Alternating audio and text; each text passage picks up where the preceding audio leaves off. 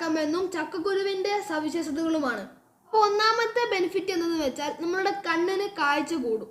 അപ്പോൾ രണ്ടാമത്തെ ബെനിഫിറ്റ് എന്ന് വെച്ചാൽ നമ്മുടെ മുടിക്ക് ഉറപ്പ് കൂടും. അപ്പോൾ നമുക്ക് മുടി കൊഴിച്ചിലുണ്ടാവാൻ ചാൻസ് ഇല്ല. അപ്പോൾ മൂന്നാമത്തെ ബെനിഫിറ്റ് എന്തെന്ന് വെച്ചാൽ നമ്മൾ സ്കിൻ ഡിസീസ് കുറയും, അലർജി പ്രോബ്ലംസ് ഒക്കെ നമുക്ക് കുറഞ്ഞു വരും. നാലാമത്തെ ബെനിഫിറ്റ് എന്ന് വെച്ചാൽ നമുക്ക് ദഹനശേഷി കൂടും. ഓക്കെ, അപ്പോൾ ഇതൊക്കെയാണ് നമ്മുടെ ചക്കക്കുരുവിൻ്റെ ബെനിഫിറ്റ്സ് എന്ന് പറയുന്നത്. അപ്പോൾ നമുക്ക് എങ്ങനെ ജ്യൂസ് ഉണ്ടാക്കാമെന്ന് നോക്കാം. നമുക്ക് നേരെ വീഡിയോയിൽ പോകാം. ആദ്യം നമ്മൾ കുറച്ച് ചക്കക്കുരു എടുക്കുക. അതിനുശേഷം അതിൻ്റെ മുകളിലുള്ള തൊലി കളയുക. അതിനുള്ളിൽ കാണുന്ന ഈ റെഡ് പോർഷൻ കളയാതെ വേണം നമ്മൾ തൊലി കളയാൻ. ഇതുപോലെയാണ് നിങ്ങൾ തൊലി കളയേണ്ടത്. ഓക്കെ, അപ്പോൾ നല്ല ആ റെഡ് കളർ അവിടെ വേണം. അത് ഒഴിവാക്കരുത്, എന്നാലേ നമുക്ക് നല്ല ടേസ്റ്റ് കിട്ടൂ. ഓക്കെ, അപ്പോൾ ഞാൻ ഒരു 10 ചക്കക്കുരുവിൻ്റെ തൊലി കളഞ്ഞു. ഇത് 2 ഗ്ലാസ്സിലേക്കുണ്ട്. ഇനി ഇത് വേവിക്കുക. ഞാനിത് വേവിക്കാൻ വേണ്ടി സ്റ്റൗവിൽ കുറച്ച് വെള്ളം എടുത്ത് ഈ ചക്കക്കുരു അതിലിട്ടു. ഇനി ഞാൻ ഗ്യാസ് ഓണാക്കി ചൂടാക്കുകയാണ്. ഓക്കെ, അപ്പം ഇത് നല്ല ചൂടായിട്ടുണ്ട്. അപ്പോൾ ഞാൻ ജസ്റ്റ് തുറന്നു നോക്കുകയാണ്. അപ്പോൾ ഇങ്ങനെ ഇതായിരിക്കും നിങ്ങൾക്ക് ഇത് ചൂടായി കഴിഞ്ഞാൽ കാണാൻ സാധിക്കുക. അപ്പോൾ ഞാനിത് ജസ്റ്റ് ചൂട് തണിയാൻ മാറ്റി വെക്കുകയാണ്.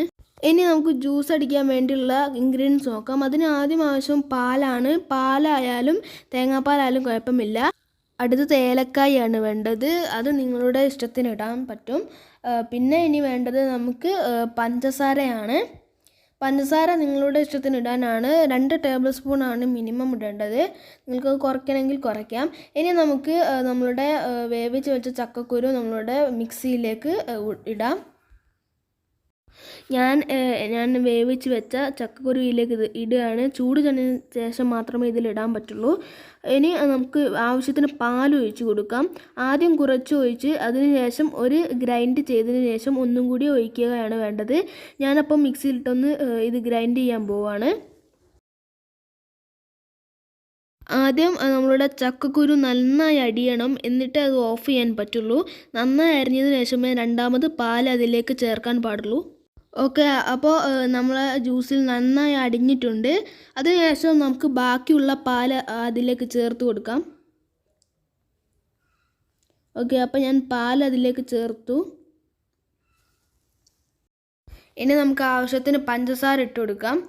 പഞ്ചസാര ഇട്ടതിന് ശേഷം നമ്മൾ നേരത്തെ എടുത്ത് വെച്ച ഏലക്കായ ഇട്ട് കൊടുക്കാം. ഏലക്കായ 2 എണ്ണമാണ് ഞാനിപ്പോൾ ഇടുന്നത്. നിങ്ങൾക്ക് കൂടുതൽ ഇഷ്ടമാണെങ്കിൽ കൂടുതൽ ഇടാം, കുഴപ്പമില്ല.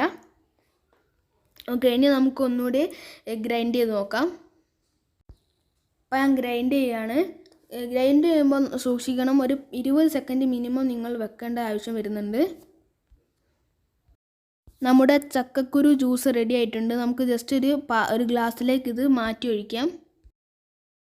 അപ്പോൾ എല്ലാവരും ഇതൊന്ന് ട്രൈ ചെയ്ത് നോക്കുക. വളരെ ഹെൽത്തി ആയിട്ടുള്ള ജ്യൂസാണ്. അപ്പം നമ്മളുടെ ചക്കക്കുരു ജ്യൂസ് റെഡി ആയിട്ടുണ്ട്. അപ്പൊ ഞാൻ ഇത് ടേസ്റ്റ് ചെയ്യാൻ പോവാണ്. ഓക്കെ,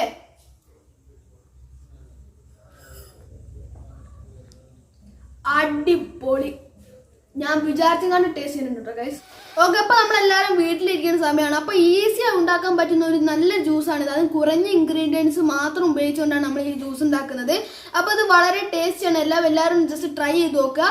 അപ്പോൾ ഇന്നത്തെ വീഡിയോ എല്ലാവർക്കും ഇഷ്ടപ്പെട്ടു എന്ന് കരുതുന്നു. ഇഷ്ടപ്പെട്ടാൽ ലൈക്ക് ചെയ്യുക, ഷെയർ ചെയ്യുക, സബ്സ്ക്രൈബ് ചെയ്യുക. അപ്പോൾ ഇന്നത്തെ വീഡിയോ ജസ്റ്റ് വൈൻഡപ്പ് ചെയ്യുന്നത്. അപ്പോൾ അടുത്ത വീഡിയോയിൽ കാണാം. അതുവരെ ഗുഡ് ബൈ.